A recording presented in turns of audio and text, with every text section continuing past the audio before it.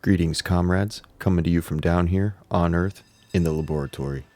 As we all know, the left and the right are both two sides to the same beast system coin. I've noticed some places are still trying to mask you, and pretending the President of the United States didn't say, "The pandemic is over." But when he was saying all sorts of ridiculous things, "This is a pandemic of the unvaccinated," and passing all sorts of ridiculous bills, many people just went along with it. Just like I don't see anyone saying much about the digital ID that is coming into America, that I am sure many people are just going to go along with, like it's no big deal, meanwhile telling us we're crazy for not wanting anything to do with it. Just like they called us all sorts of things for not drinking the Kool-Aid, making us out to be monsters because we won't comply with masks and vaccines. We still have businesses perpetuating the charades.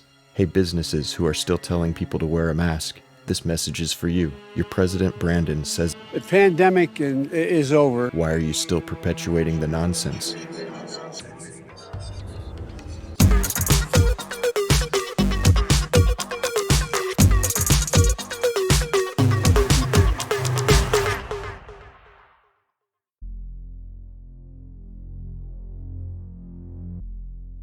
President Biden saying that while there's still work to do, he believes the pandemic is over. Mr. President, first Detroit Auto Show in 3 years. Yeah.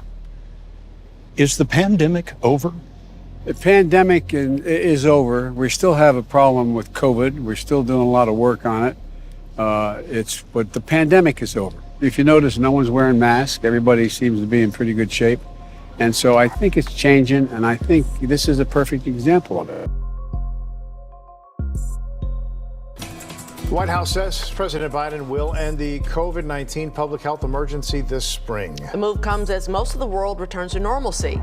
WGN's Shannon Halligan here with more on what that really means. Yeah, the Biden administration considered ending the emergency last year, but held off. That was partly to allow providers, insurers, and patients time to prepare for the end of these pandemic protections.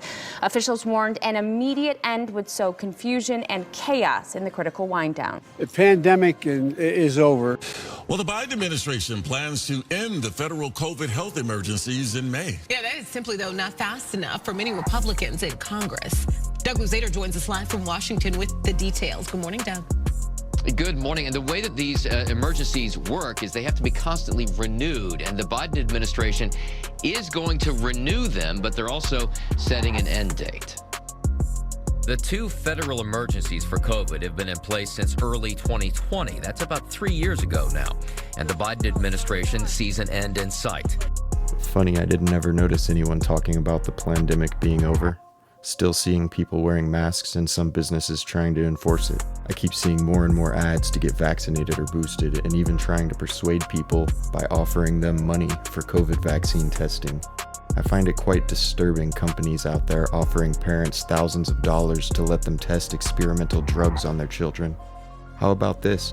Test it on yourselves, and I would say test it on your own children, but I would not wish such a thing on any child. Here's a thought. Test it on the government first, and if they're safe, good. But if they die, the country is safe. Interesting that 6 months later, after saying the plandemic is over, they're saying the end of national emergency, and set the date for last month, on May 11. They are indeed perpetuating the nonsense, but you know what doesn't perpetuate the nonsense? The Bible. The Bible says in Proverbs chapter 29 verse 2, when the righteous are in authority, the people rejoice, but when the wicked beareth rule, the people mourn. Well, I'm not sure you should assume I'm not corrupt, but thank you for that, though. The system does produce corruption, and I think implicit in the system is corruption, when in fact, whether or not you can run for public office, and it costs a great deal of money to run for the United States Senate, even from a small state like Delaware, you have to go to those people who have money, and they always want something.